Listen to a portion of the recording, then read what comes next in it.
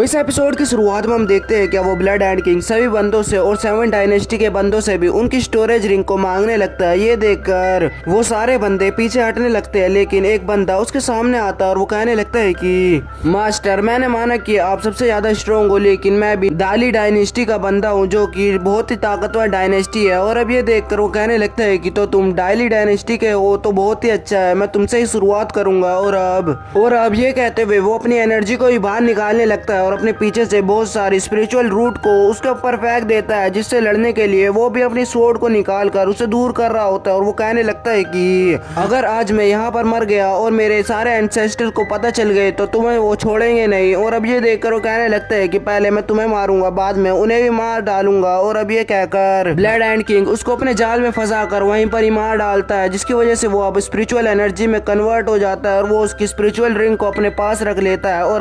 और अब उस बंदे को मारने के बाद और उसकी स्टोरेज रिंग रखने के बाद भी वो बाकी बंदों से कहने लगता है कि अगर तुम्हें मरना है तो आगे आ सकते हो, वरना तुम अपनी स्टोरेज रिंग मुझे दे दो, मैं तुम्हें जिंदा छोड़ दूंगा। और अब ये देखकर बाकी बंदे उससे और भी डरने लगते हैं और हम दूसरी तरफ उसको देखते हैं जो कि अब उसके लीडर के पास जाने लगता है और वो कहने लगते हैं कि तुम अभी भी बचे हुए हो, तुम्हें मरना है या तुम्हें अपनी स्टोरेज रिंग को देना है।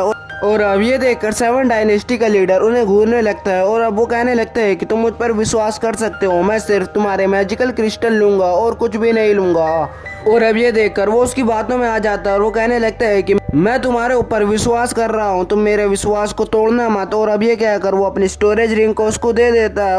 और अब उसकी स्टोरेज रिंग को चेक करने के बाद वो कहने लगता है कि ये तो बिल्कुल बेकार है, इसके पास तो 1 दर्जन से भी कम मैजिकल क्रिस्टल है, ये ऐसा कैसे कर सकता है, इसके पास तो बहुत ज्यादा होने चाहिए थे। लेकिन वो उसकी स्टोरेज रिंग को वापस दे देता है और वो कहने लगता है कि तुम अब यहाँ से जा सकते हो। और अब उसे देखने के बाद बाकी 7 डायनेस्टी के बंदे और दूसरी डायनेस्टी के बंदे भी अपनी स्टोरेज रिंग को उसे दे देते हैं। और अब ये देखने के बाद वो उसके अंदर चेक करने लगता है तो उसे पता चलता है कि उसके अंदर 50 से भी कम मैजिकल क्रिस्टल होते हैं। ये देखकर वो नाराज होता है और वो कहने लगता है कि शायद किसी और ने ही उन सारे मैजिकल क्रिस्टल को चुराया होगा। और ब्लड एंड किंग उन सब की स्टोरेज रिंग को चेक कर और उनमें से सारी मैजिकल क्रिस्टल को लेकर वहां से जाने लगता है। और अब ये देखकर बाकी बंदे जो कि 7 डायनेस्टी और दूसरी डायनेस्टी के होते हैं वो कहने लगते हैं कि हमें अपने ओल्ड एंसेस्टर को ये बारे में बताना होगा, वो इससे बदला लेंगे। और अब ये देखकर वो दूसरा वाला बंदा जो कि 7 डायनेस्टी का लीडर होता है वो भी कहने लगता है कि तुम अपना ध्यान रखना, मैं यहाँ से जा रहा हूँ। और उसके साथ एक और बंदा भी वहाँ पर जाने लगता है और हम उसी बंदे को देखते हैं जो कि आगे गुस्से में जाता हुआ एक जगह पर खड़ा होता है। और वहाँ आने के बाद वो इधर उधर देखकर अपने हाथ में से एक स्पिरिचुअल चीट को बाहर निकालता है और वो उसे हवा में उड़ा देता है और वो चीट इधर उधर घूमकर एक सही डायरेक्शन को चुन लेती है, जिसे देखने के बाद वो खुश होकर उसके अंदर चला जाता है। और वहाँ पर वो दोनों बंदे भी आ जाते हैं उसे अंदर जाता हुआ देखकर। और वो बंदा कहने लगता है कि तो ब्लड एंड किंग इसके अंदर गया है, अगर हम इसके अंदर गए भी और उसने हमें देख लिया तो,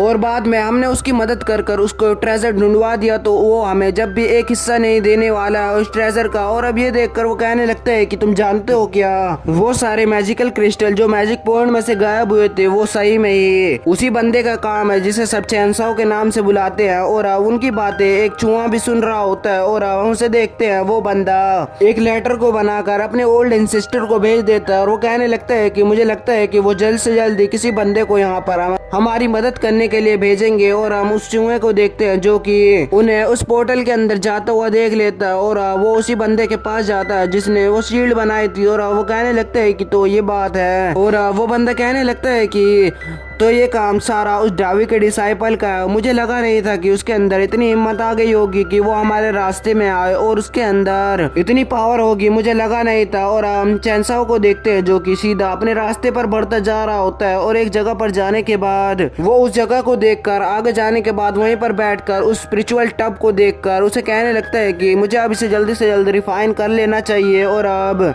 यहीं पर यह एपिसोड खत्म हो जाता है। 区一个6阶武尊，怎么可能有如此强的雷霆血脉威力？血手遮天！